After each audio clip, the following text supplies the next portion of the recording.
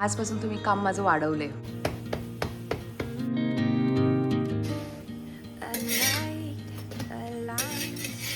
All the shady features and all. नाही म्हणलं मी प्रयत्न करत असतो म्हणलं असं काही नाहीये. मला घरी येऊन म्हणताय तू माझं बाहेर फिरणं मुश्किल केलंस. They're picking. आपल्याला ज्या काही चांगल्या वाईट सवयी आहेत ना, त्या सवयींचं जर का आपल्याला अंतर्बाह्य परीक्षण करायचं असेल तर सगळ्यात सोपा मार्ग हा असतो की त्या सवयींची एक साखळी तयार करायची. म्हणजे मग कळतं आपल्याला की नक्की चांगल्या किती आहेत, त्यातून वाईट किती आहेत. बरं, या संदर्भात एक छानशी छोटीशी अगदी प्रेरणादायी स्टोरी मी तुम्हाला इथे सांगणार आहे. प्रेरणादायी नाही म्हणता येणार, आपल्याशी म्हणजे आपल्या सगळ्यांच्या आयुष्याशी रिलेटेड आहे ही.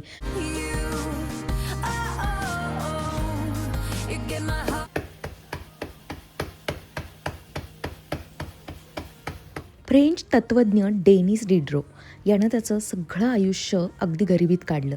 1765 साली पण एका दिवशी त्याचं जीवन अगदी आमूलाग्र बदलून गेलं.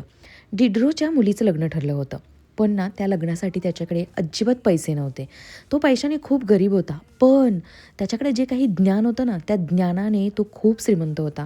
जगातील सर्व विषयांची अगदी समग्र माहिती देणाऱ्या त्या काळातील सर्वात परिपूर्ण अशा एन्सायक्लोपीडिया म्हणजेच विश्वकोश या ग्रंथाचा हा लेखक आणि हा सूत्रधार होता.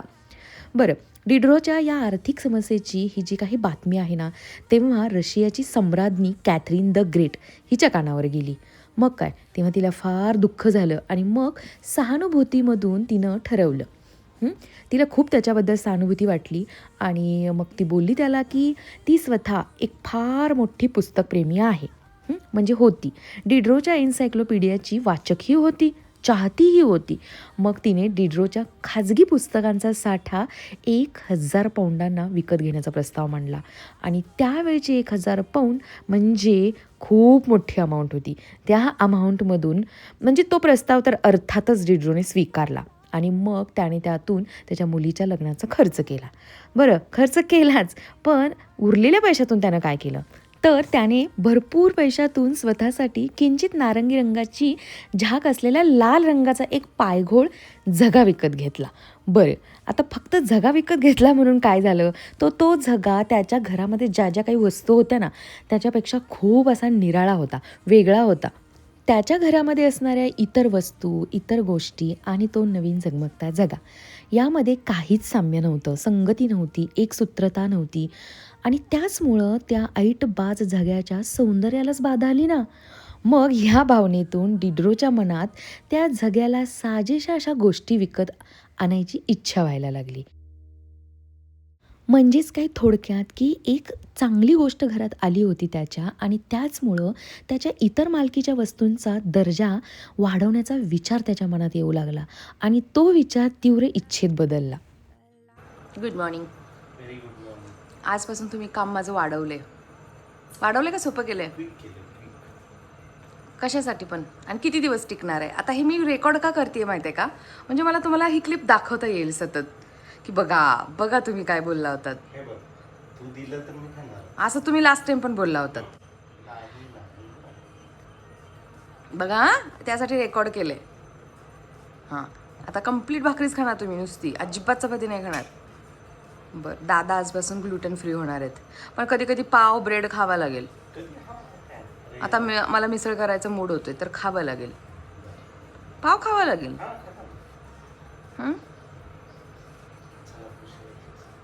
आम्ही कुठे थांबवले तुम्हाला? तुम्हीच थांबलाय 10 मिनिटं वेळ आहे म्हणून.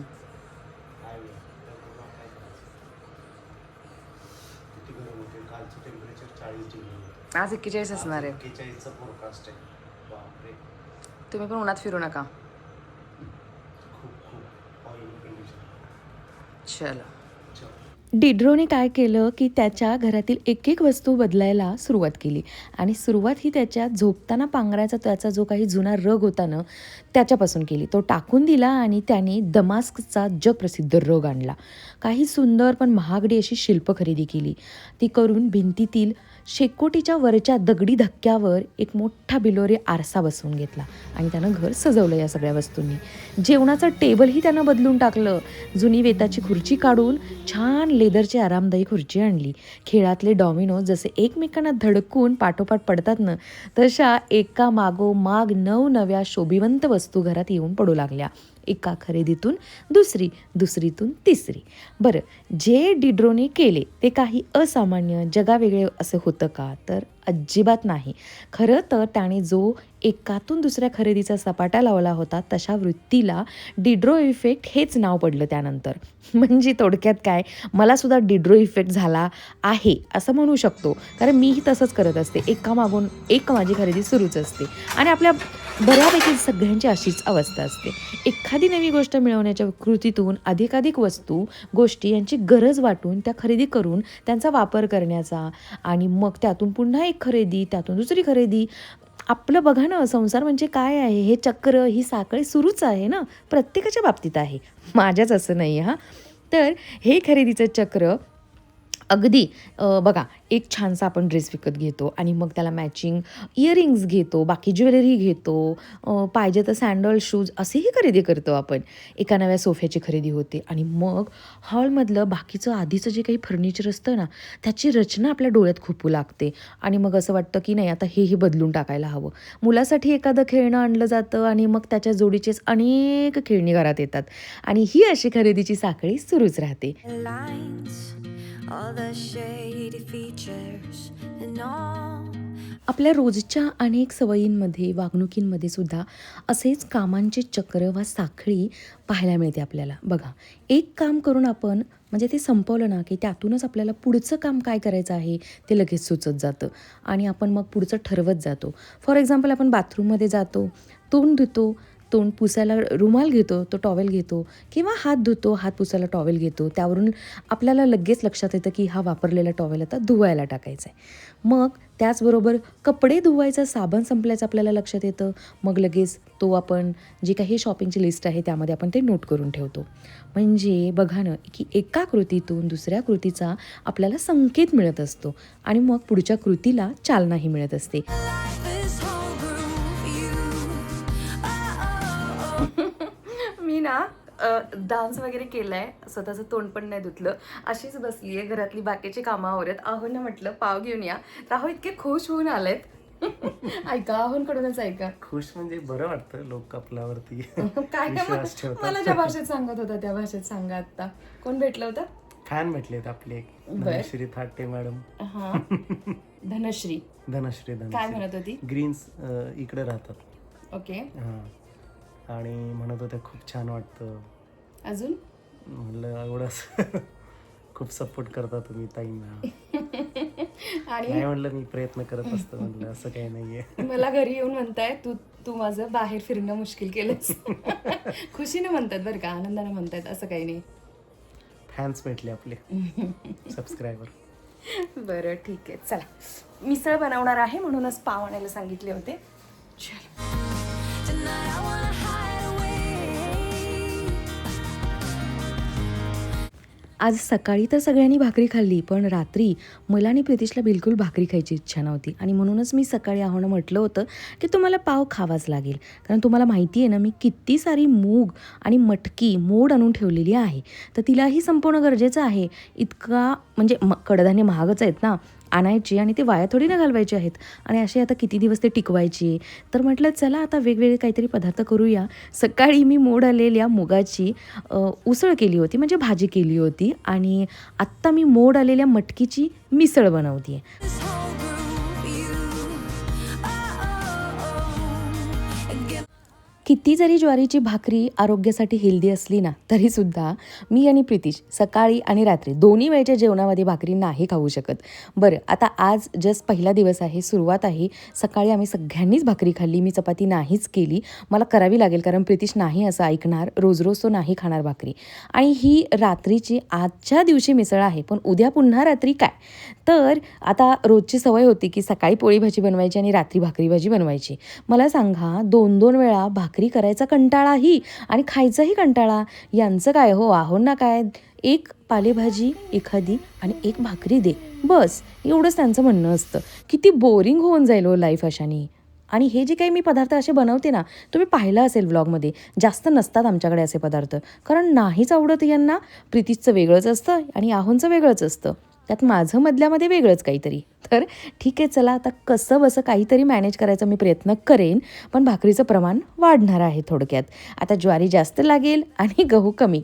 आणि नेमकं याच वर्षी आमच्या रानात गहू पिकले बरे का. तर ठीक आहे, बघूया आता कसं कसं होतंय. असं आहोनी या अगोदरही केलेलं होतं. 1 महिन्याच्या आत त्यांना चपातीची इतकी तीव्रतेने आठवण व्हायला लागली की मग सुरुवात करताना की मला गरम गरम तूप लावून सकाळी खरपूस भाजलेली चपाती आणि चहा देशील का, कारण मी खूप दिवस झालं ग चप्पू खाऊन. आणि हे असं आहे, आत्ता किती दिवस टिकते बघूया. मी मात्र माझ्या पद्धतीनं प्रामाणिकपणे त्यांना हवी आहे ना भाकरी, तर रोज डब्याला भाकरी देण्याचा प्रयत्न करणार आहे आणि ते मी तुमच्यासोबत शेअरही करणार आहे. चला मस्त अशी तर्रीदार मिसळ बनवूया. How our fates are growing, and when we come to आज खूप दिवसांनी घरात मिसळ बनत होती, म्हणून थोडासा हात मिसळ सोडला होता तेलासाठी. कारण प्रीतीचं म्हणणं असतं की मिसळला कसा कट असतो मम्मी बाहेर, तसा कट यायला हवा. तू नेमक्या भाज्या तेलात बनवते की पाण्यात बनवते. म्हणजे ना आता कसं आहे, तो लहान आहे, त्याला आवडतं असं खायला, पण जास्त तेल आरोग्यासाठी चांगलं नाही म्हणून मी कमी तेल टाकते. पण या अशा पदार्थांना थोडंसं तेल टाकावं लागेल. लास्ट टाईम मला कॉमेंट होत्या की तेलामध्येच डायरेक्ट पहिल्यांदा लाल तिखट वगैरे टाकायचं म्हणजे छान कट येतो, थोडीशी फोडणीमध्ये साखरही टाकायची म्हणजे कट येतो. तर त्या साऱ्या कॉमेंट्स, त्या साऱ्या टिप्स मी ते आज अप्लाय केलेल्या आहेत. कट आलाय का? मिसळला माझ्या कधीच कट येत नाही असं घरच्यांचं म्हणणं आहे, पण आज आलेला आहे. नाईलाजास्तव का होईना पण आहोंनी ही मिसळ छान एन्जॉय केली आणि झाली पण होती अगदी टेस्टी. बाहेरसुद्धा कित्येक दिवस झालं, कित्येक दिवस नाही कित्येक महिने झाले आम्ही मिसळ खाल्लेली नाही. तर काय हरकत नाही, कधीतरी एवढं चालतंच. चला मग याच नोटवरती आजचा हा व्हिडिओ मी इथंच एंड करते. आय होप तुम्हाला आवडला असेल तर एक लाईक करा. नवीन असाल चॅनलवरती तर प्लीज सबस्क्राईबही नक्की करा. उद्या भेटेन अशाच एका छानशा व्हिडिओमध्ये. Bye, love you all.